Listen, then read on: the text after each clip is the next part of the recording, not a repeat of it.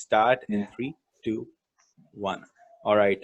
So it's been some years, and there was a guy in my school who was a junior who was positively awkward. That's what I call him, positively awkward, and who has turned into a great entrepreneur, young entrepreneur in my city. And that guy is you, Siddharth Surana. And to all the listeners of this podcast, I would like to introduce you to Siddharth Surana, chartered accountant Siddharth Surana, who is on the show. I welcome you on the show, Siddharth. How are you doing?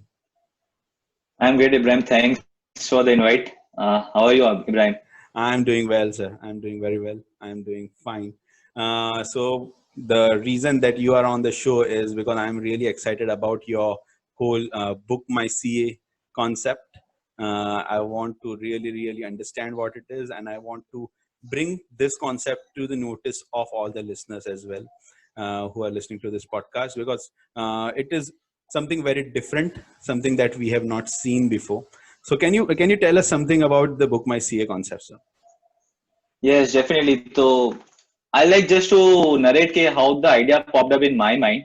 Hmm. So I used to work in Reliance Industries, Bombay for around 3 years. All right. So I was into an SAP FICO module that was complete IT side, different from the CA aspect, but knowledge used to be used there. All right. So around 100 people team, we were 10 only the CAs were there, Mm-hmm. or from the finance background, other was from the IT background. All right. So most of my colleagues and friends used to be the engineers and from similar background. Uh-huh. So one day a guy came to me, a friend came to me, and he was like, Siddharth, I'm paying 8,000 of rupees of tax. So I used to know how much his salary is. Like we had that good connection, so we knew each other's salary, and something which were cool about. Mm-hmm. So I was shocked, like how he can pay 8,000 rupees of tax. Like he should be paying a nil tax amount for the salaries drawing from the company. All right. So I asked him, okay, like just show me your return and just show me your who has filed it for you. So unfortunately, in the corporate, what it's saying is a mass return filing system is there. Like Right. most of the people goes into the mass filing system. They not aware about how they can save taxes, how Mm-hmm. can they plan their financial income or anything. Mm-hmm. So luckily, that was one day we had or 2 days we had to file a revised return. So I just went through his ITR and Form 16 and came to like he can save the 8,000 tax hand on. Right. So having a 20 to 25K salary in a per month and you're deducting 8,000 tax was like really not acceptable because that's an easy amount to be saved. Nil tax should be there. Right. So saved in some tax amount and he was like happy. So I was like, there might be many more about related to this guy. Mm-hmm. Mm-hmm. Another more incident happened. Like there was one guy who got filed the return from an online portal. Mm-hmm. So the issue was there was a kind of a notice being issued by the government Yeah. regarding anyone having a dissimilarity between the Form 16 and the return filed. Mm-hmm. They were being provided the notice, and Mm-hmm. basically it was for HRA. Okay. So the system like triggered for the friend like you have to give a note. He was provided a notice. Mm-hmm. You need to submit some clarification. Right. So the clarification was simple that HRA has been claimed was not has been shown on Form 16. So for that, for a single line, he was asked to pay 1,000 rupees. So I was like, it's a single line. Your return has been filed for 350 rupees of free of cost, and your single line statement costs you 1,000 rupees. So that's not justifiable because considering someone is not that educated, that you need to work on that. If it had been a major issue, major notice, it's worthwhile to charge someone. But that Mm-hmm. was something kind of an uh, operational issue. Like there was Okay. something just mistakenly understand by the government and by what we have submitted. So I asked him just submit this one line and you don't need to pay 1,000 rupees and it will be cleared out. So he was happy like, it's cleared out. Right. So there had been some incidents like this, and I used to find like these people were not educated about the financial background, okay, Mm-hmm. how taxes work, how finance works, or how accounts work. Mm-hmm. So thought to come up with the portal. Okay, if I could help someone at least 10 to 15 people in a year, Right. okay, I can save their taxes. I can help them to understand what the financials are there. Mm-hmm. So came with the concept of Book My CA. Uh, I started with my own website. Like I didn't wanted to hire someone. I wanted to create my own prototype. Okay. So this was my second website which I created. All right. So being a CA, still it was easy for me to create a website. Right. So that was the journey for Book My CA to incorporate. Like shown at that point of time. Right. So basically, it is much more of a business to consumer catering service, basically directly. So just Definitely. in some simple sense, first and foremost, let me explain what exactly you said to certain listeners to the podcast.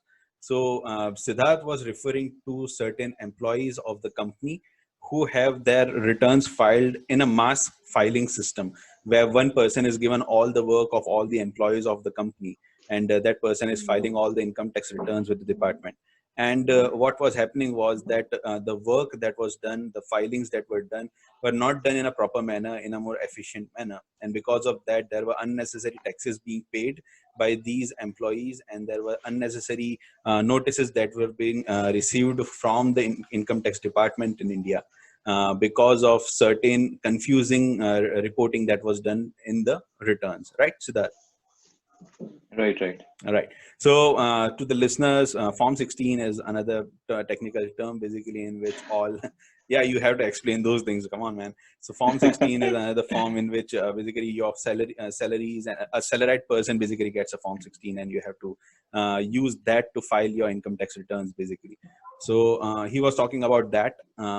So, Book My CA basically is a platform on you are listing various chartered accountants so that people can select from them, or you have a panel of chartered accountants in place from whom the people who are coming on your platform can select a chartered accountant. Is it open for all the chartered accountants or for selected chartered accountants?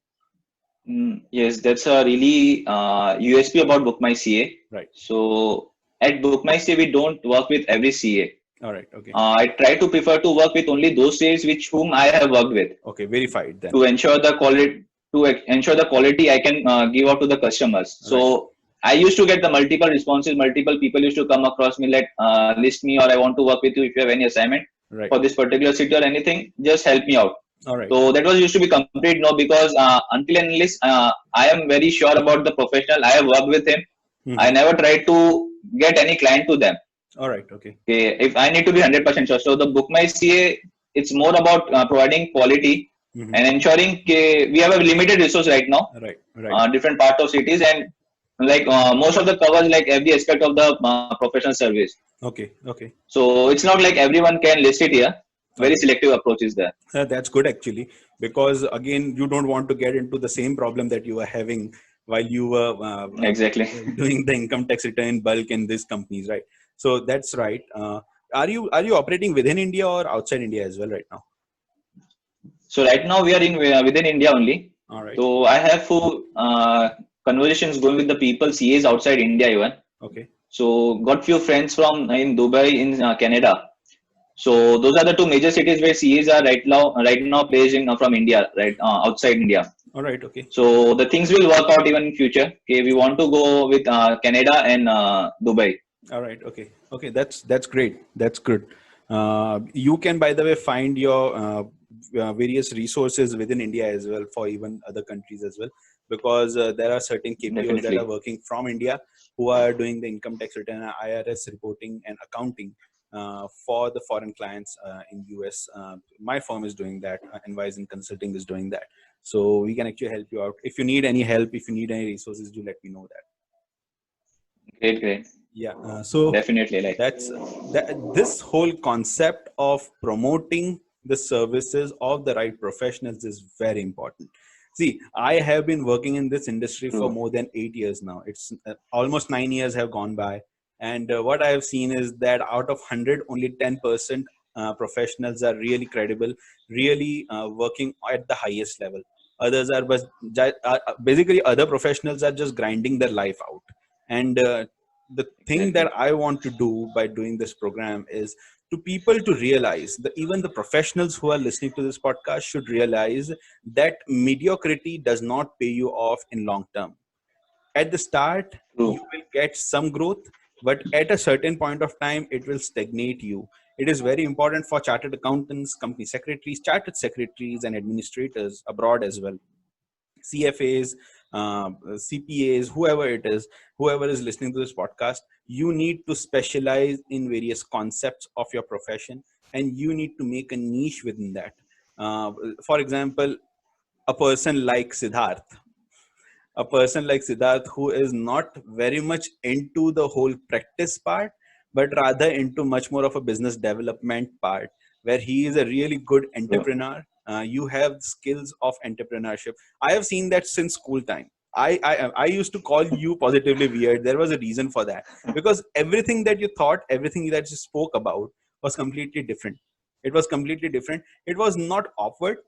It was rather, yeah, I mean, this guy has a point. It was something like that, that every time you spoke, I felt like, yeah, this guy has a point. And so I've been following you for the last 10 years now, since left my school. And on social media, I have been following your post, and I have always thought that, yeah, these posts that he is posting on Facebook or on LinkedIn does make some point. So where do you get these ideas, buddy? Ideas are like everywhere in the market. You just need a vision to identify those ideas. Right. Okay, Right. someone can get distracted with the other things. Mm-hmm. So the major thing which I used to follow, like, there's learning in every aspect of the people around me. Like, I can learn from you, I can learn from everyone around me is going to teach me something. I don't need teachers now to teach me. Right. So the only concept for me to grow and understand and how to build my entrepreneurial skills was to learn from the people around me. Those Mm-hmm. were the teachers for me for the next period of my life now. Right. So you are a very humble guy, man, because there are not enough people around actually who will do that, especially in our corporate professions. There are so many people who have their ego and arrogance that takes over them, and because of that, they are not able to learn much more. And to be very frank, people are going through all these webinars and everything. I don't find the right kind of knowledge through these webinars, because this is just bookish or theoretical knowledge. This is something that True. you are basically listening to experiences, but you are not having any kind of practical exposure within that. But what you are doing, what you're trying to do, by talking to me, by talking to other professionals, by noticing a little bit of things about the professionals who are senior to you, is that you find, you are basically reading between the lines. You are reading between the lines. You are finding out things Exactly. that you won't find in the books. You are finding out things that you won't find in a webinar, and you are implementing those things, and you are getting the best out of both the worlds right now. Because as I can True. see your profile, you are into a couple of businesses, not just one. So Book My CA is just one of your venture. There are other ventures as well. So you are basically doing some import and export business as well. Yeah. So tell us something about that. So import and export is regarding we procure goods from countries, China even, and like Indian also we procure Mhm. consignments. Right. So basically we try to work for providing machines that can help to build India in construction, Hmm. infrastructure of India, and in the agriculture sector. All right. So more of my focus into the agriculture sector and bring machineries which can help the farmers to produce or produce more goods in a faster way. Like they can harvest the goods in a much more efficient manner. Right. So if there's a labor intensive processes there are Hmm. machines which can help to handle out the labor intensive process. All right. Okay. So this was like 1 year it has been around. I've been working with this business of mine. Hmm. So basically, this is more about to bring in machineries and help to of the laborers and farmers and industries to build more of the infrastructure and agriculture in India. Okay. Okay. Oh, that's really interesting. So let me understand what you are actually trying to say, right? So basically, you are connecting with the farmers in the agricultural sector, and you are bringing them, making a transition from agriculture to agro industry. Is that right? Yeah, already this has been happening with it. There are big industries playing in this role. Mm-hmm. So I see like potential is huge among in the agriculture sector in India, All right. being the agriculture intensive country. Mm-hmm. So these are something which I also want to add in. Like there are already someone who is doing this, but I could add from my point of view and my distribution channel out of India. I can All add right. something more of the value. All right. So basically, you are procuring them the machineries for this to create the products. At the same time, you are helping them out with the marketing channels abroad. Is that right? No, no. Like just to correct, like marketing channels we have in India, all over India, we All have right. settled the Okay. distribution channel Okay. Okay. from Assam to large south, north, and we have a good distribution channel. All right. So we are not right now educating any of the farmers right now because that's really resource center is a different kind of sector which we need to not right now, not a correct moment to explore. All right. Okay. So we are basically providing such bringing out such instruments or such machines which can help them out. All So right. the dealer network is there who ultimately supply to the farmers. All right. Okay. Okay. Can you give me some example of various case studies that you might have come through in the last 1 year or so? Definitely. So there's a one machine called brush cutter. It's a very technical terms when most of we not knowing about that. Try to So simplify this it as machine much is as just possible. used. Yeah. So rice is an very staple food for India. Right. Like सब जन खाते, चावल All सब right. जन खाते. तो Right.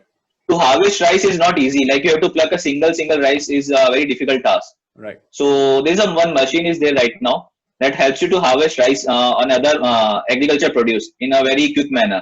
All right. So Okay. we procure such kind of machines, parts and accessories which will help out to get different harvesting for the different products. Mm-hmm. Mm-hmm. So right now I'm trying to target the Assam market because Assam has a very huge potential Right. and people are still labor intensive over there. Right. So being a high potential labor intensive, I want them to be the more into get into more machines so they can work effectively and efficiently more in Right. future. Right. So So that's I one kind of machine which is there. yeah. So for the machine, hold those short thoughts because I want to talk about that more. I think there is something called a combine machine, which is being used in various other countries around the world, which basically grabs the whole of the whole wheat and everything from the field and processes it and throws out the wastage from one side and stores the wheat part, the productive part, in the machine. So I will come to that. But when you say Assam, I have to tell you one story. So I was traveling to Mumbai. I was traveling to Dubai actually, and I was traveling through train. So from Surat to Mumbai. At the time, there was no airport in Surat. There were no international flights in Surat. So I was traveling from Surat to Mumbai and from Mumbai to Dubai. So while I was traveling from Surat to Mumbai through train, I met a old friend, Aditya. He's a company secretary himself as well, and his wife. Both of them were traveling to Mumbai. So I said, "Where are you going?" So they told me, "We are going to Assam." I said, "You are going to Assam? What are you going to do in Assam?" So they told me, "Dude, Ibrahim, Assam is one of the most richest places in India.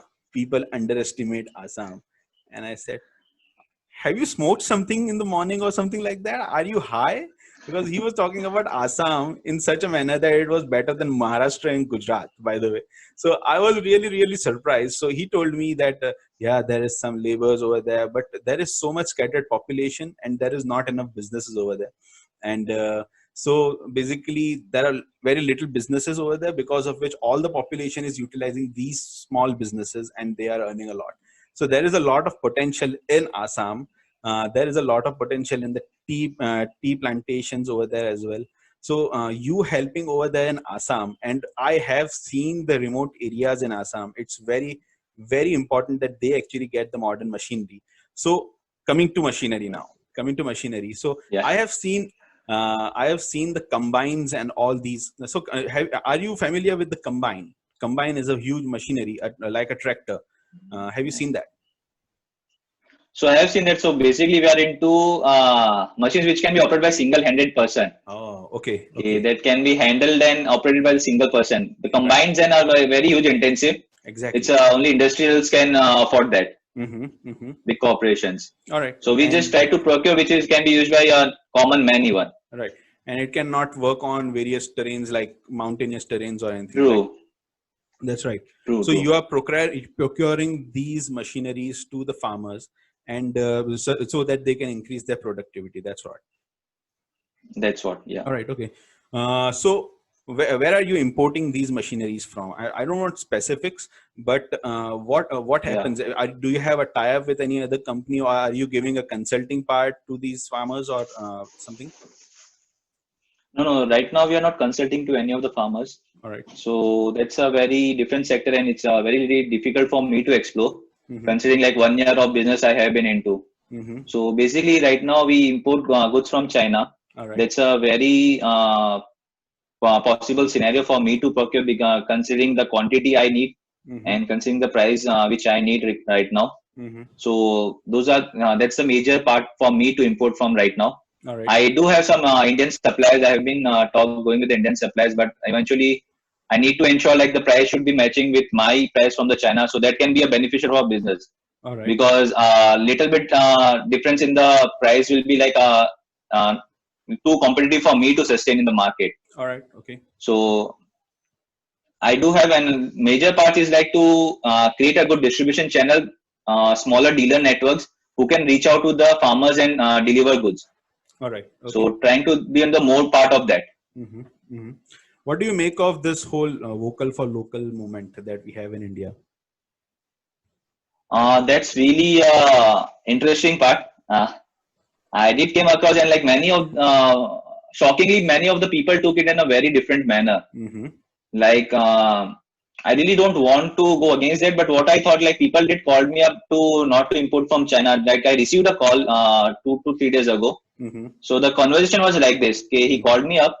As he got my number from India Mart or somewhere in the Facebook or somewhere. Mm-hmm. So he asked me a product. So I said, okay, I don't have this right now in my stock. I can get you on the later in the month. So he asked me, can you manufacture it? So I said, I don't manufacture, I import from China. All right. Then the person said me like, you should not import from China. So I just asked him, sir, I really don't want to import from China. Right. I can import from Japan. There are multiple countries who can I can import from right now. All But right. the only constraint is if I import from China, is like my price is very good from that side. If I import from Japan, I need to pay 2x price there, Mm-hmm. considering quality and quantity and whatever the cost they are having right now. Right. And again, I need to sell in India. Mm-hmm. So I need to have my customers to support me to buy those products for the 2x price.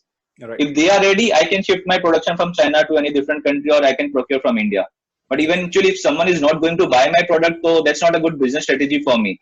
Uh-huh. So that was a really, he said, I guess that's a good thing. Like, and then he disconnected the call. So I knew because what I believe is not going for local is a must. You can go local, support the people around you, but we try to go more local. We are giving them some more benefit, and it's a kind of monopoly of thing in the globalization era. That's right. Yeah. So So that is when true. you yeah, Yeah. Yeah. Go ahead. Go ahead. so in globalization, I don't want that competition should not be there. Like if there's a foreign counterparts who are coming around, so every local will be more concerned about increasing his production, its qualities, and everything. But if there's no way of for the people around the world to enter there will be kind of a monopoly of kind of thing which I believe can come in future years. Right. There will like people will be more sustained. Right. So eventually, what I believe going for local was a temporary thing. Like you support the local people to revive our economy, but sometimes it you mistook by like you procure working with the different countries because that's very difficult in a current scenario. Everyone is dependent on each another. Right. How much we fight on the media, how much we say about each another, but we are all are interdependent with each other right now. Mm-hmm. That is true. So That's that's the it. right thing. See, we had Dr. Madhusudan Raj on podcast. He is an economist, very prominent economist, and he was explaining how the whole global economy works and how the global market will be affected if we go with whole Make in India kind of a concept. And this is before the vocal for local movement was started by our Prime Minister. And it baffled me. It's baffled me. What he said was that. Once we have started the cycle of globalization, we cannot step back. There is no stepping back from it because it's everything is available on the net and you can see the competitive prices of various products in India as well as abroad. And he gave a very good example of, so he was wearing a tie. He told me that this tie is from Marks and Spencer and I purchased this for 500 rupees and this is made in China. All right. Now, if you tell me that I have to only purchase whatever is made in India, now I will have to purchase a Raymond tie in place of this Marks and Spencer tie, and that tie will cost me 1,500 rupees. So I'm not only getting lesser quality, I am also getting a much more expensive option. So if I take Marks and Spencer tie for 500 rupees, I still have 1,000 rupees in my hand that I can use to purchase something from small businesses in India, and I can increase their productivity in India as well. So why to emphasize on purchasing of anything that is made in India when you know that most of the competitive part of the market will be captured by the big corporations like Adani, like Reliance, they are already into multiple commodities, they are already into multiple industries, and they are going to take over. On the other side, this is my personal viewpoint, that what is the use of the Competition Commission of India? There is a Competition Act Right. 2002 in place, right? You are aware of that. What's the use of Right. having that Competition Commission of India in place if you are going to kill the competition and you are going to give the monopolistic features to your economy to the Indian traders? There has to be a globalization in place. Once you have embraced the globalization, there is no taking step back. Now, coming to the person who was defaming you or who was frowning upon you for importing from China, for all the listeners, I had posted a video clip from RT America. That's a news channel in America, who was showing the real situation that is prevailing at the borders in between India and China in Ladakh. So there is a sensationalism that has been put in place by the Indian media that is showing that India is great, India is fighting back with China. But RT America, with the help of satellite images, have proved that actually China has already crossed into Indian territory in Ladakh, and they are capturing the Indian territory. Now, here's the thing. Okay. China does not have anything to do with this Ladakh situation. They are not interested in Ladakh. What they are interested is in the world should not notice the atrocities they are putting on Hong Kong right now. The treaties that True. the treaties they are breaking. They are literally breaking the treaties. One nation, two rules, or whatever the rule. I Two don't rules. remember. Yeah, that's something that they implement in mainland China and in Hong Kong. So they want to implement whatever they were implementing in mainland China, and they want to put that political espionage system into Hong Kong. That's what they are trying to do. And they are trying to distract everyone by attacking India. They are going to retreat soon into their territory, and they are going to leave the hell alone, the Ladakh situation. And in the meantime, what they are going to do is they are going to get the whole control on Hong Kong. So that's what they are doing. People are overreacting to this, and people are thinking that we should not purchase anything from China. It's absurd. I think around 80% of the products that we are using in everyday life are China made, Right. and they are basically made in China only. There are certain things that are exclusively made in China. So mobile accessories are made in China. Even your iPhone is made in China. Are you not True. going to purchase an iPhone anymore? What are you going to do? Everything is coming from China. There are certain products that India is not at all making that is coming out of China. What are you going to do about that? So I don't know what's the sense behind that. I don't know what's the sense behind people actually overreacting, people being driven into this negative space of sense by the media in India. I don't know what's going to happen. So what's your take on that? How do you think this will be rectified in the future? Rectifying is like I used to come with one question. Hmm. Like China, I went to a China once, so I couldn't use Google over there. I couldn't use WhatsApp. I couldn't use any of the apps from the different country. Yeah. So they're completely banned there. So if they don't want someone to penetrate into their country, they ban it. So apps are good, the very good medium. So I used to assume like if we can't ban TikTok, if we can't ban PUBG over here, Hmm. if you really want to do something, go make in India and everything. So just ban something. Right. Take a little bit step. Now, getting the manufacturing process will be a very long task. Hmm. Setting up government compliance, setting up industries, creating a whole market, Right. and specializing the labors here. Hmm. So that's a very huge task. If you want to show you're going to be make in India, just ban some Chinese applications here. China is also banning right now. Right. That's So the that's thing. not what's happening in India or any of the different countries right now. That's So what. that's give me a reason to think like people are going against China. Then why are not taking step to ban their applications right now? So what's stopping them from doing this? Right. So So basically, I the don't know like how person. it's going to go in the future. So basically, the person is calling you and frowning upon you. Then he is switching off the phone and then going on TikTok and basically posting a video on TikTok. That's what you're saying. Yeah. So yeah, might be because to ban something it's easy, Right. but what I believe to be constructive enough. If I Hmm. have something, I need to be constructive. I need to work from that, learn Right. from that, and grow from there. Right. So if I know China is a very good mass production place right now, I can work more here and can try to build up. Hmm. I just can't directly boycott something or be China or any of the content that can't directly boycott something over there. Right. Because until and unless I don't have my backup plan, it's very difficult to boycott in a personal level, and because everyone has a home to feed. Mm-hmm. So it's very difficult to just go with the stringent rules and with the patriotism. Doesn't work with the daily life. Right. Right. See, do you know why China is so prosperous when it comes to cost effectiveness and everything? Do you know why Apple No, can you help moved? me out? Yeah, I'll help you out. So why Apple moved its plants, its manufacturing units into China? Why Tesla is actually manufacturing in China as well? I will tell you why. In Right. iPhone manufacturing units of Apple, they are paying $1 a day to the laborers. That's $1. Okay. Just think about it. Just $1, which is enforced by the government of China.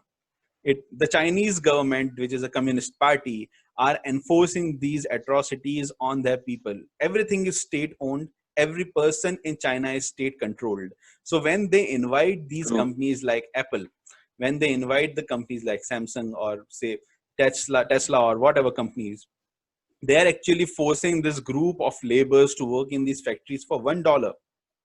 77 rupees, that's Right. nothing.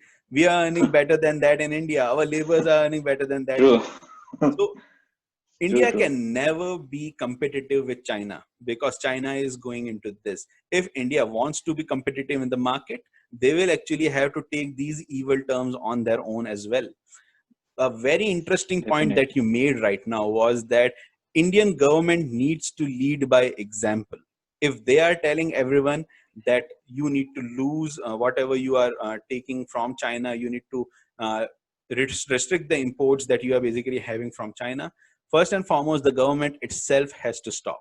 There are so many essential commodities that are coming out of China that are being used by government. The government should be banning Right. TikTok to make a statement. The government should be banning various other platforms that are being manufactured and that are being set up by the Chinese company. Why is Huawei still available? Huawei mobiles are available in India, and I Yeah. think they have also been given the contract for the 5G optic cables as well in India. So why are you not banning those things first and foremost from India? So government themselves are not showing the right kind of initiative in place so that we can lead with that example in mind that we need to stop this. So that is true. That True. is true. But what's how do you comprehend on this? I mean, to give you an example, if we start making everything in India, and if we stop all the imports that are coming into India, how are we going to balance the payments? How are we going to keep our currency strong? And at the same time, how are we going to keep our government bonds, the currency bonds that we have given for the deficit of balance of payment, stable? What do you think? Right. So really an interesting thing. I'm not with a debt finance expert to give an opinion, but I do have a honest opinion over this. Yeah, So the first point which I fear is about the SoftBank is the major investor right now all over the world, that's right. considering the startup world. The Vision Fund. So exactly. So if you want to ban China, SoftBank can stop the funding for every startups out there if they want to counter attack. Right. And they will be like startups will be thriving on the money right now, and they won't have any money to burn right now. Uh-huh. Okay, if SoftBank is stopping their investment right now, so the startups are going to be highly effective if these things go works out in a very nasty manner. Right. Because I don't believe that they are going to invest because counter retaliation will be there definitely. There Right. has been price war in the August between India and China. In not India, China, US and China. They were like continuous banning Trade of some wars. of the other things. Right. Trade was there, so that didn't resulted out anything. Eventually, they both had to settle and they both had to move away ahead. Considering balance of payment, it will be very difficult because other companies from the different countries Mm-hmm. won't try to come with the foreign direct investment in India. They won't try to invest here because if their products are not selling in India, why they will Exactly. try to invest in India right now? So we Right. won't be getting any foreign funding. Why will we get foreign funding for something? They'll also start procuring on their home only Right. because they are much more technologically advanced from us, and eventually they can work in a better manner than us. We are more of the labor intensive right now. Mm-hmm. So I doubt if we go more with the make in India and everything. I don't deny it's a very good concept if we go with, but that can't be forced upon on the all the products. Mhm. You can't force on everything. You can have some initial products, you can have some initial startups, like China come with the cost. They wanted to be a manufacturing hub all over the world. So they came with the policies, they came with everything. They had a lots of patents in their name. Mhm. Why other countries can't produce or manufacture right now? Because they have the patents right now. That's right. So it's very difficult for other countries to produce because you don't have the patent over there. Right. So it will be very difficult scenario. The exports will be reduced because there will be no exports. Like if you want to just sell in India, like I can procure 100 units of particular something, and I want to sell 200 units in India only. Mhm. So I eventually won't be exporting them. And one thing I'll tell, I used to go for the foreign countries visit. So I used to eat fruits there. Right. So I never ate such fruits in India. So I assume like कहाँ जाते हैं ये सब fruits? That's right. That's right. कि I wonder because someone is exporting from here. India is not like agriculture country. India is exporting out right now. That's right. So why the locals are not getting fruits? Like make in India fruits दे दो मेरे को खाली. I don't want any gadget. I See, don't want anything. that might be actually a good. See, I have a friend who has graduated, who has done his MBA from IIM Ahmedabad, and I won't name his because I need to take his approval first and foremost to give out his name right now. So Yeah. he is the son of a farmer from UP, and he took an educational loan and he went through with all his education and did his IIM from he did his MBA from IIM Ahmedabad. I'm sorry. So now that person came up with an idea of organic farming. He had a partner. He has a partner who is into whole agro industry and research on biotics. So they started this business in which they wanted to promote organic farming of vegetables, of fruits, in which no fertilizer and preservatives and pesticides are being used, which will be harmful to a human being. So he started this business, and he was trying to get marketing channels, and he even asked me to get some marketing channels. And what I found out while searching for the marketing channels from him within India was that Indians are not interested in eating healthy. Indians are interested in eating as much as possible in as little price as possible, in as little money as possible. That's what they are looking for, and that's what is happening. So he is exporting more than 20 crore rupees worth of vegetables and fruits each and every week. He is Definitely. exporting organic farmed vegetables and fruits out of India into Middle East, into various other European countries, Eastern European countries. He's putting it out. And nothing has been sold in India, not because he does not want to sell it in India, because Indian traders don't want to purchase it from him. They want hybrided vegetables and fruits that are being produced in a large scale, and which are being produced with these fertilizers and various biological advancements, and they are not useful to you, to your body, but still the people in India are purchasing that. So for example, he gave me this example like 3 years ago. So if you are going to purchase a kilo of fruits, a kilo of apple that are organically farmed, or a kilo of tomatoes that are organically farmed, they will be 20 rupees much more expensive than the tomatoes that are being sold in our market right now. But people won't give that 20 rupees. There are not enough people in India who wants to give that 20 rupees, extra rupees, and so they are purchasing whatever is cheaper.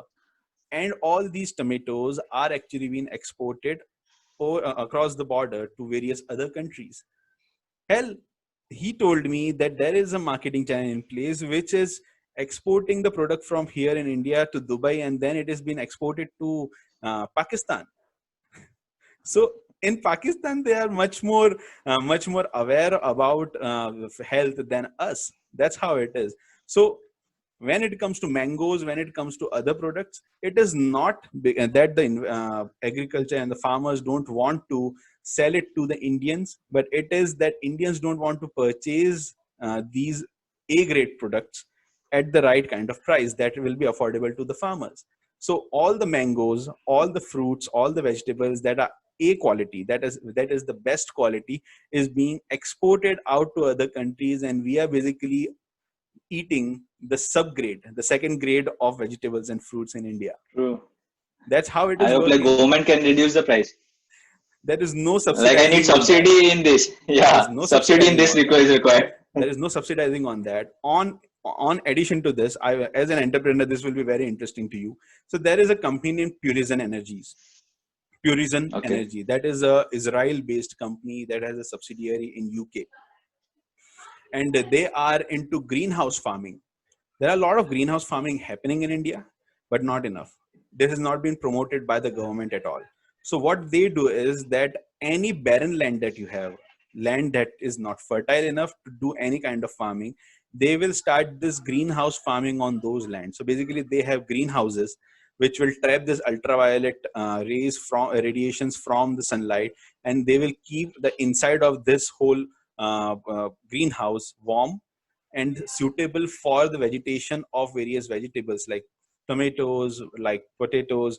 And they are not grown inside the ground, rather they are grown on this poles, the vertical poles that they have, which Right. is basically a machinery for nourishment of these vegetables. So there are engineers working on this project. There are certain engineers that work in this project, Okay.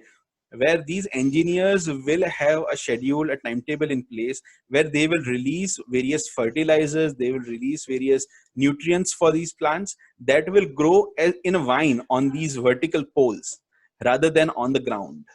Now, this is a revolutionary concept. This is a revolutionary technology that is already present, that is being used in Africa more than in India. And Africa does not have a problem right now. Can you hear me? Yeah. Yeah, Hello. yeah. Yeah. So Africa has much more vegetation right now because of this concept than in India. And the people who are doing this in India are also exporting the products overseas. They are not exporting it in India. Definitely. They are not selling it in India. And if you see the quality of these products, each and every tomato is identical. The shine on each and every tomato is identical. Each and every potato, everything is identical. They are of the best grade, but they are not being sold in India. Why? Because there is a census that Indian public will not pay for them, and the government is not promoting Definitely. them. There is no capping of price on them. There is no subsidizing from the government side, and so Indian government has not supported it. And because of that, Indian public is not eating healthy food. Definitely. There are lots of areas of interest which need to be looked over in a priority manner. That's right. But still, these are being overlooked. Being an agriculturist country, still we are not having such a high grade product in India right now. So I See, really sometimes wonder, are we an agricultural country or not?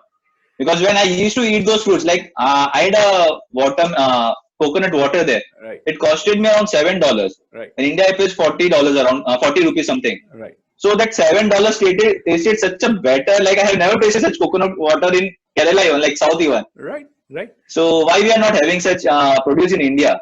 Same with me. Same So experience really, happened in with me. Yeah, so I was in Dubai, and I first time when I went to Dubai, I had this one glass of orange juice, and it was really good. And I actually purchased it from a Kerala based restaurant as well. So I was sitting in this Keralian's restaurant over in Dubai, and he gave me this juice, and I was just baffled with the quality that they were actually providing. It was around 15 dirham in price. So 15 dirham will be in 300 rupees. We are getting it yeah, for 20 rupees or 30 rupees in India. One exactly. glass of orange juice, right? So I asked him, where are these oranges coming from? Is it coming from Turkey or somewhere? He told, no, it's coming from India. I mean, what the hell, man? I was like, what the hell is going on? I'm coming all the way from India to Dubai just to drink better quality of fruits that are being exported from India. So that's the truth. We Right. we we are very quick in criticizing these traders who are exporting this good quality of fruits and vegetables over, Exactly. but it's not the reason. The reason is we are not ready to pay for that. The people in India are True. not ready to pay for it, and because of that, basically they are doing business. They are into business. They are not here to feed someone's stomach basically for free. So they are not going to worry about Exactly. that. I mean, yeah. So that's the reason. That's the reason. Yeah. So So hopefully, like, yeah, go ahead. and hopefully, like, I wish someday we have some organic foods for ourselves also in a very better price. Make in India organic foods. I really hope I for that. I used to remember. I remember while we were in school. So every day we had couple of recesses in between, right? And our Yeah. friends used to bring apples that were being already cut, and we used to sit and we used to eat that. And every time I used to eat those apples, there was a very weird smell that used to come from those apples. They were really fluffy, they were soft, and now that I think that what has happened to this whole world? I mean, basically, if you see those apples in other countries around the globe, they are not acting the same way because we True. are so much industrialized, we are so commercialized that people are losing the sense of the importance of organic farming, which used to be the right Yeah. way of doing farming. See, so do you know Manda? We have flour, right? We have flour through Yeah. which we make pasta and everything over here. So these corn flours and everything that we are using is what we are being using, that has been farmed and that has been forwarded to us from the industries in US. So if you go to Okay. US, or if you eat it in India, you will have your stomach cramps if you eat too much of this flour, right? And you will gain so much Right. weight as well. But if you go to Europe, in Italy, and you start eating their pasta and their bread, which is being eaten by them each and every day. They are eating this each and every day, and they are having no Right. problems, no dietary problems, no stomach problems, no increase of weight or anything. So I was really baffled with this topic. So I started researching and I started talking to various people. So they told me that there are certain genetical changes that have been done in the crop in US, in various other countries, to increase the productivity of flour and wheat and rice and everything. Mm. But in Europe, it has never been changed. It is still being farmed in the traditional manner. It's still the original flour that they are eating. And because of that, there is a vast difference between what you eat in Europe, in Middle East, and what you eat in North America and in India. So that's True. something to think about. Just Exactly. we have gone into a rabbit hole right now where we are discussing things that we are things that we have not Out so of much our context. yeah, I mean, it's not out of context, but it is something that you don't talk about each and every day. But Exactly. yeah, I Exactly. mean, It's like once in. you have brought me into a zone where I am just blabbering out all the research that I have done over last 5 years or so. So thank you very much about that. Great. Great. It's really insightful, like to know, and I hope people could, who are in those industries, can get some insight and eventually something worked out. So it will be very a great thing for us, True, like much true. more beneficial. So I actually read that SoftBank, that has Yeah. Vision Fund 1 and Vision Fund 2 that they have actually released, are responsible for about 22% of the funding, total funding to all startups, to most of the True. startups in the world right now. So they are not just investing in India, they are investing in all the countries All around over the the world. world. Exactly. So if we are going to ban them, coming back to the whole make in India concept, if we are going to Yeah. ban them and ban them from doing any FDI in India, who is going to invest in these startups? Who is going to nurture them? Who is going to give them the incubation environment? What do you think about that? It's it's going to be a very really difficult task because raising in India fund is not an easy task. Like even a bank loan is not provided in an easy manner. Mm-hmm. Uh, I just went to get a loan for a Mudra Yojana is there around. So I just went to and the bank to get a loan for around 10 lakh of rupees. Mm-hmm. That's the maximum amount you can get from that Yojana. So I had to submit a lot of documents and need to get a lot of clarifications to get such a loan. Mm-hmm. And eventually bank knew that I could repay that even. All right. So that's a banking sector which is taking such more utmost concern to provide me funding, even though Right. knowing how are my the financial transactions are there. Right. So when I'm coming to invest in an entrepreneurial point of view, I need crores of rupees to invest. Like 10 lakhs, 20 lakhs is doesn't matter for any good startup. They Right. churn money in crores there. Right. Like they need to raise valuation, they need to keep on churning money, and more of they are in just burning money around it, around there. Right. So in India, we are not at that level to come with those investment. There might be some good investment players like Reliance might be there. There might be Tata who might be investing on these people, but still they're not so specific. SoftBank and everyone, they are specific into this industry right now. This is totally an investment industry right now, which is being incorporated now. Right. They are master player in this. Mm-hmm. When they are investing, the startups grow. They have such a high resources right now that one cannot imagine about. Okay, they are coming with such a huge potential when a startups, when anyone comes into this, like SoftBank has invested in this particular startup, Mm-hmm. that startup is going to get rise there. That's right. Might not be the percentage like 10 of the 5 might get rise or 5 might not get rise, but this high potential for them. Right. And eventually banning them will be like very difficult task to come with Indian entrepreneurs, Indian industries to invest somewhere, Mm-hmm. because we don't have right infrastructure right now. There might be small investment.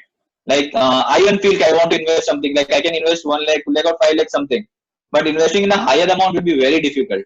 That's right. Okay, we need to have a very strong player behind them. That's right. That's right. So I had Yogesh Thite, who is just like you, a very young entrepreneur who has come up with a exceptionally good concept that he has aptly named Entie, Entie, Entie, Entie.co. That's the platform. You can check it out.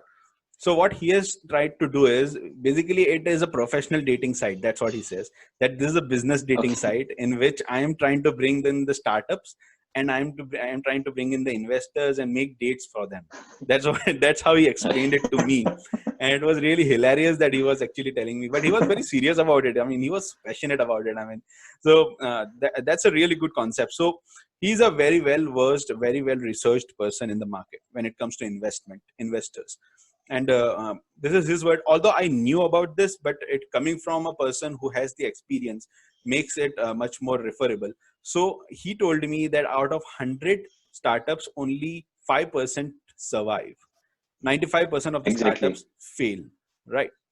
And these Definitely. 5% that survive, out of that, around 1% to 1.5% actually become successful going forward.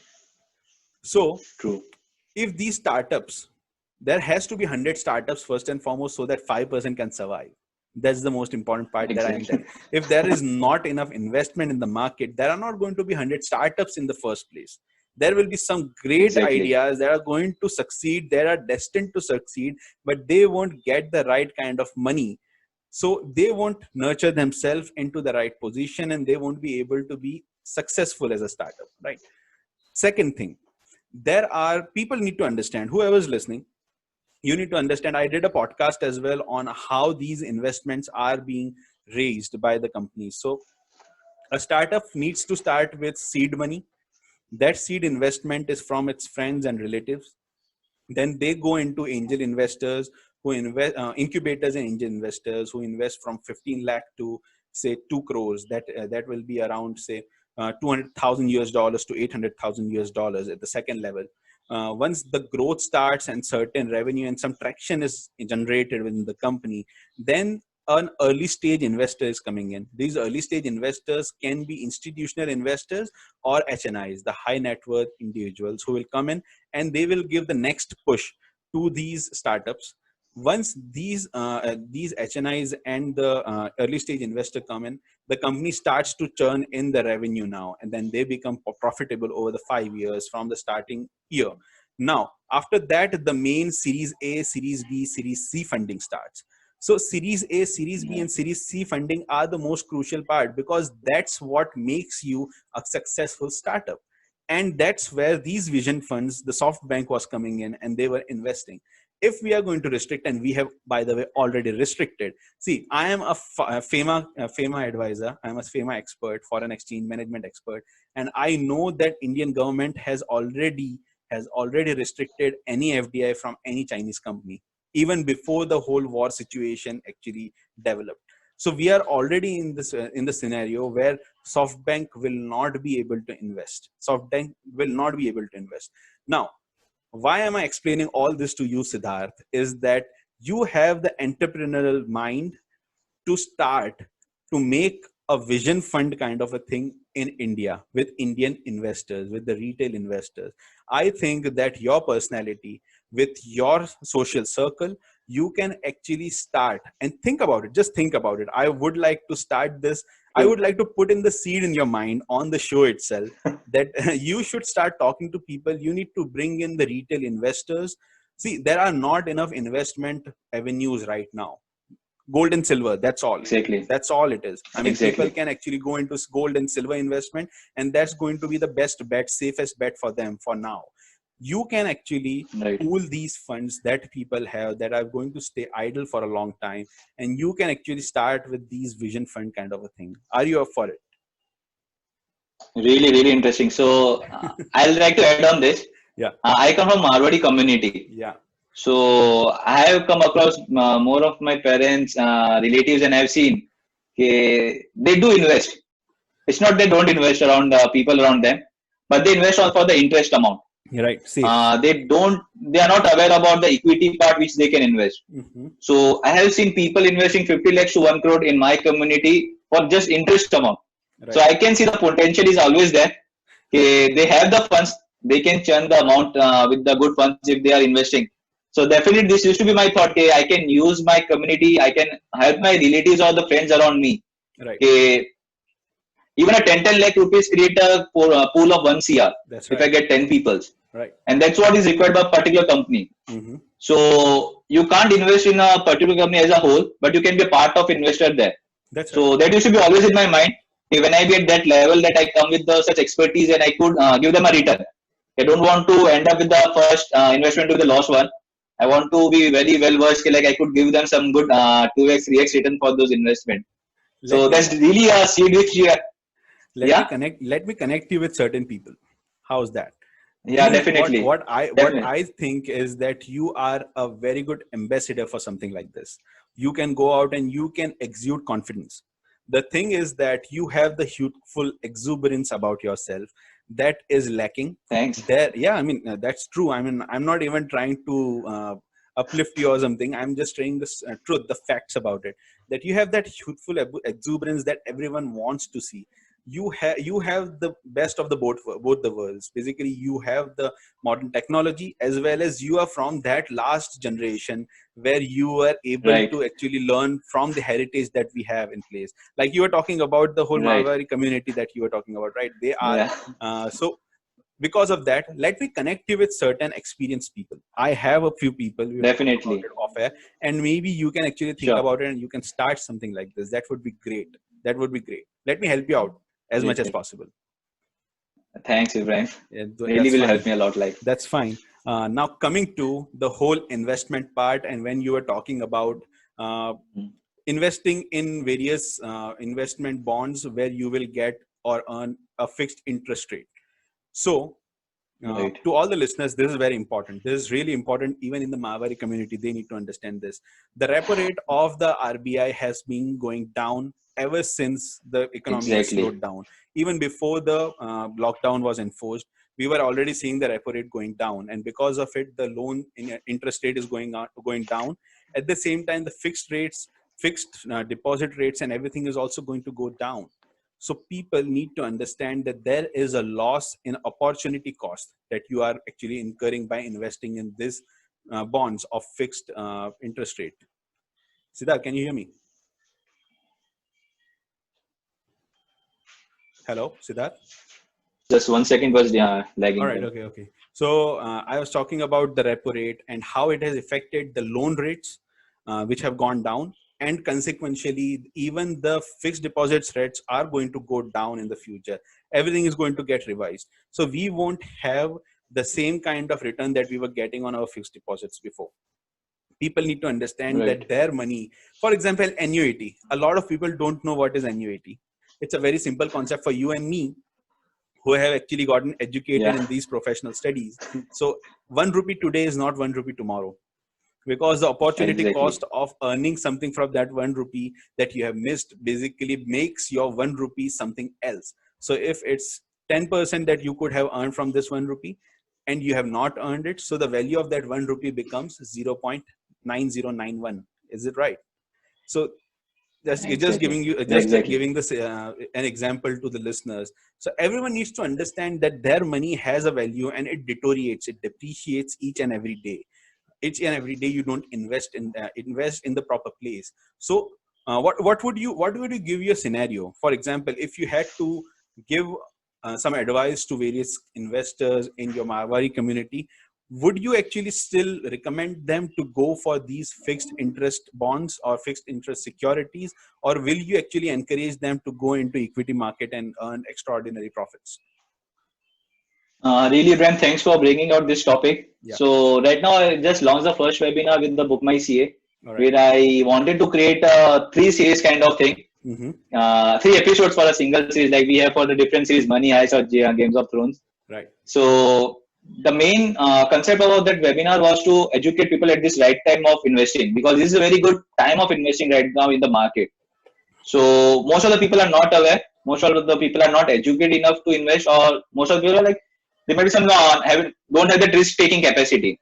Right. So right now, if anyone asks me to invest, where to invest, I really tell them that if you are very risk averse person, you don't want to take a risk, go with the bonds. Never go with the equity, or never go with any of the other investment. You just go with the bonds, or you go with the fixed deposit right now. Right. Sit and relax, enjoy the 4 to 5% after tax which you are getting. You don't need to worry about that.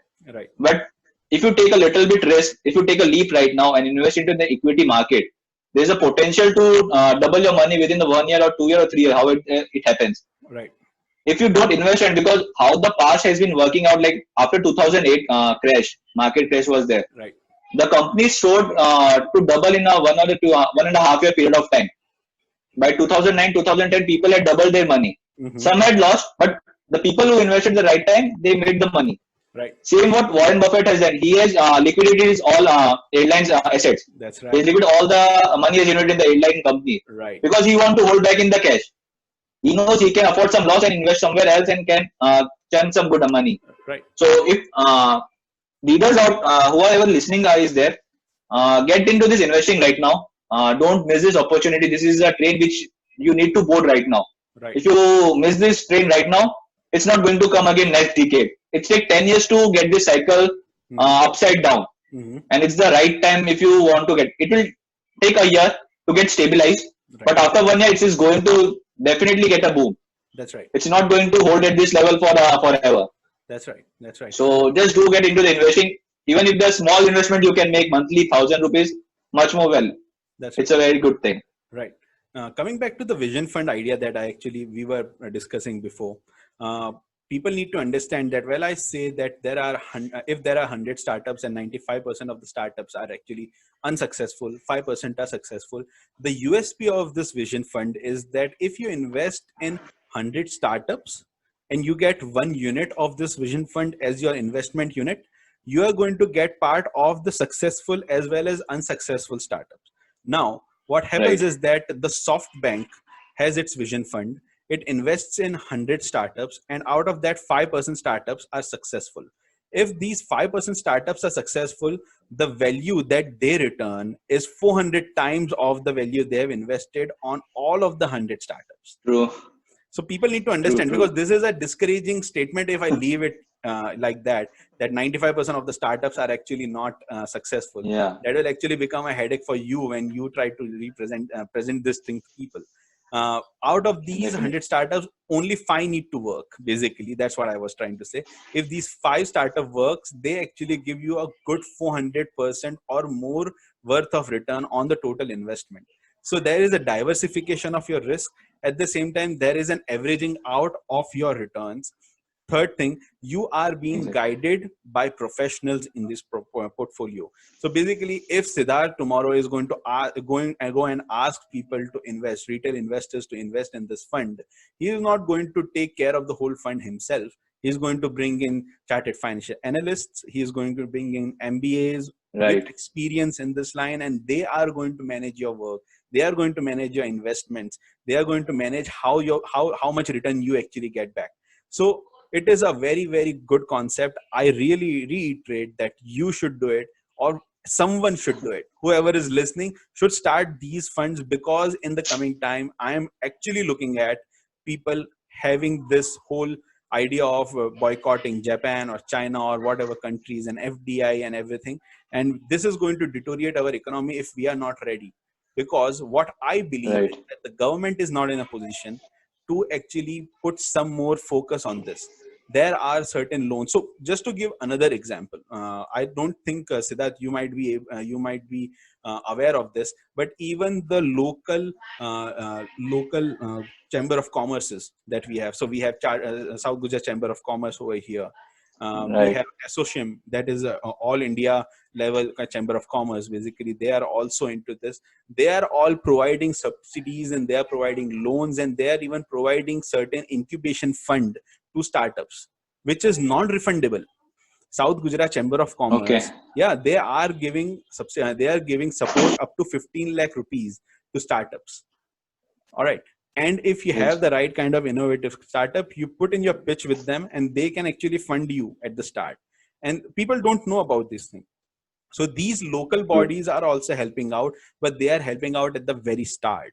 What I'm talking about is early stage investors, the series Mhm. A, series B, series C funding. That's where we need to start building the infrastructure in place, so then we can secure ourselves for the startups in the future. You need to Definitely, go. it's a huge potential right now. That's right. Say that. Go ahead. Go ahead. Go ahead. People are not aware of the available opportunity they have right now. That's right. The we have been just shown कि like we just need to invest in mutual fund, we need to invest in gold, or we need to invest in someone in the loan amount. Right. Even if they are providing with the good network, good confidence with the money trust, like they can trust someone with their money. Okay, this guy is going to invest in a particular manner. Right. I think this is a really good market to explore, Mm-hmm. to get the local people to get the high value for the return. And this is like where local goes global. Like local Right. people don't need to run to banks everywhere. That's You right. can just raise the funds within the community. It's time to raise the funds and start working on a working capital right now. That's right. That's So right. I think this really going to happen right now. Like work on this. I'll just go and ideate how can I bring out in Absolutely. a small level at least. Absolutely. So right now, if I talk about my firm and my domain in Envisen Consulting, uh, we are concentrating for the existing businesses to move the ship, jump the ship from India to various other countries right now. There are certain businesses that have already expanded themselves beyond Indian borders, and they are in Middle East, they are in Singapore, and now because of the whole concept of Make in India and Atmanirbhar and all these things coming up, they are actually getting very nervous. That's first part. By the way, I want to talk about two things. So this is the first part of this. I am very much concentrated on getting the existing businesses organized. So even if someone who is listening, who have a business in India and who sees that they need to scale down, it is better to go to a smaller country with a lower income tax rate and set your business up over there. Because right now India is going to be very expensive. We are talking about there are certain proposals put in place which are going to increase the corporate tax as well. That's what they are thinking about. And FDI is going to stop in India because of the whole Make in India movement that we have. The second part to that, while I was saying, SEZs are the only place where FDIs will come. The FDI, the foreign direct investment, can only be done in SEZs in this situation, because that's where the import duty is free, export duty is free. There is no export duty, of course. And so they can actually set up their units in SEZ. But the existing businesses that are working outside the SEZs, the special economic zone, need to think about moving their businesses to countries like Singapore, like Malta. It depends on what kind of business you are doing. So Siddharth, even to you, what I would say is that this is high True. time that even if someone comes to you with an existing business, whether they are in textile or any other business, there are so many avenues across the board.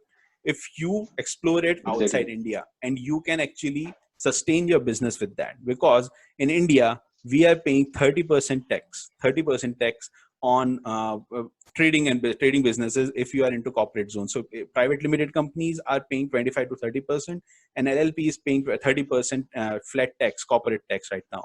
If you go to Singapore, you are going to pay 17% corporate tax. If you go to Okay. Ireland, you're going to pay maximum 12.5% income tax, corporate tax. If you go to Malta, you're going to pay 0 to 10% in corporate taxes, right? And these countries, if you go to Dubai, you don't have to pay a corporate tax over there. You just need to pay Exactly. the VAT. They pay the VAT amount. If you go to Oman, you're paying around 3% to 10% over there as well. So these are various places that has to be recommended to all the listeners of this podcast, that if you are struggling, if you are starting, because the lockdown is now coming to an end, phase wise we are opening up everything from tomorrow onwards. The time as well in which we can work is going to increase till 9 at night. So people who are going to start their businesses are also going to find some depression, because till now you were sitting at home and you did not know whether the business will run or not. But now you will have a Exactly. reality check. And don't panic. It is very important that you don't panic. And whoever requires these kind of consulting, I would recommend Siddharth, I would recommend Yogesh Thithe, I would recommend myself as a person who should be able to help you, and you should get in touch with me. So Siddharth, where can they find you, by the way, if they want to ask you certain questions? They can just come across bookmyca.in. It's a portal run by me. The website name bookmyca.in. They can just reach out there, All right. or they can just mail me at bookmyca@hotmail.com. Oh, that's So good. I will be there. All right. So anyways, I'll be available in LinkedIn, and I'm like very open. My social profile is quite open. You can just search me out, and you'll find me over there. All right. Just search with the bookmyca. You'll find me out there. All right. So that's one. You can also email me if you have any questions at officialchroniconvo@gmail.com. That's my official Chronic Convo email ID. You can send your questions over there. And this is a help rather than consulting. So don't worry about that. I would like to help the Definitely. people who are facing problems in sustaining the businesses. So that's the idea behind the whole Chronic Convo thing, that we want to bring the right kind of information to your end. At the same time, we want to help as much as possible during these hard times. So yeah, anything more to add to this, Siddharth? No, that's really an interesting. Like I never expected it's going to be such more interesting conversation. Right. Starting from bookmyca ending into agriculture. Like we're not farmers, we are into those expertise. So that's what the power is. When you try to learn from the people around you, you have a variety of opinions around you. You don't stick to a single opinion. That's right. If you could talk about these many topics, because we are open to the knowledge around us, Right. and I'll be really glad if the listeners, you are open to the people around you, Mm-hmm. learn from them. Mm-hmm. Don't expect to have teachers around you after a particular college life. You don't have teachers. You just Right. have your experiences to teach you. Right. So if you're looking for that, you can learn and grow. If you're not, definitely no one is going to stop you, but Right. the growth won't be exponential, which I'll definitely can assure you. So See, just keep learning. And yeah, Siddharth, yeah, you motivate me, man. You motivate me to stay ahead of the curve, because I'm pretty sure that you are going to catch me in a couple of years and you are going to go ahead of me. So I am really on my toes. like I'd like to go together. Like Yeah, I would like that. I would actually like that. You should catch up with me and then go together. That would be much more of a pace for me, exactly, because to be very frank, and I'm not hyping you up, but the way you are moving in your life, it's incredible. No one does that at the age. So you are 25, 26, 27. What's your age, sir? no, I just 28. I don't look like, but I'm just 28 right now. You are 28 years of age. If you go and you tell what Yeah, your credentials are in Western countries, they will laugh at you. They won't believe it. They won't believe it. This is our Indian heritage. Yeah, this is our Indian heritage. The Marwari community heritage, the exactly, Indian Gujarati community heritage that we have, that at 28 or 29 years of age, we are actually able to achieve so much in our life, that they definitely, so a lot of youth in the Western countries are actually starting successful careers at the age of 28, 29, 30. So they are studying till 25th or 26th year of their life, right? So it is a testament, and I really hope that you grow more. I hope that you can keep this appetite up and running at all times. And next time when you come on the show, I really hope that you will come with another brilliant concept in your hand. definitely, definitely. So hope for same for you, Ibrahim. I like really you just doing these things are wonder. People getting aware about this different concepts, and Mhm. I hope we can give them insights. We Right. could add their value to the time which we are going to share with them. Right. So I put it does justice to them. That will be like really motivating for me to coming in this show. If Oh, I could justice to the time to the viewers. I love it, man. I love it. A special shout out to our school, Seventh Day Adventist School, the Yeah, Metas of Seventh Day Adventist School. Really an amazing everyone time. yeah, it's an amazing time, and it should be a very proud time for them that two alumni of the school are basically talking on the podcast right now and doing well in Definitely. our lives. So yeah, this is a shout out to them. Make sure that you make more of us in the school, and make sure that you stay the best school in the world. So shout out to SDA. Exactly. So Yeah, man, I yeah. think we should wrap this up for today. Sure, I sure. hope that you will come back on the show, and I hope I will have more fun Definitely. next time out. Definitely, Brian, definitely. I'm looking forward that Yeah. for So that. to all the listeners who are listening to the podcast, thank you for tuning into this podcast. I hope that you have enjoyed. I hope that you have gotten more knowledge from this podcast. That's the main idea behind the podcast, right? And so please share this podcast to as many people as possible, because there are certain points that we have talked in this podcast, this episode, which are very important to each and every person, which can inspire other people as well into entrepreneurship. And so please share this podcast via YouTube, via Facebook, LinkedIn, Twitter, WhatsApp, whatever the medium might be. Please share this. Please share the Book My CA platform, which has been Ex- endorsed by me officially on behalf of Siddharth Surana. And I hope that you will give the support to Siddharth as well in his endeavors as well. So please like and subscribe to this video and this YouTube channel, Chronic Convo. You can also follow me on Facebook and on Instagram at official Chronic Convo, and on Twitter at Chronic Convo. So I'll look at you again on these pages. I will keep you updated with the new guests that are going to come on Great. on this podcast. Siddharth, please come back on the show. It is such an inspiration to have you Sure. on the show, and I really really hope all the good and all the best of luck for you in the future. Thanks, Ibrahim. Thanks a lot. To I wish all the same the for like we'll to like all the listeners of this podcast, this is me, Ibrahim Susiwala, and Siddharth Surana, out for now, and I'll catch you in the next episode soon. Bye bye. sure. Bye bye. Take care.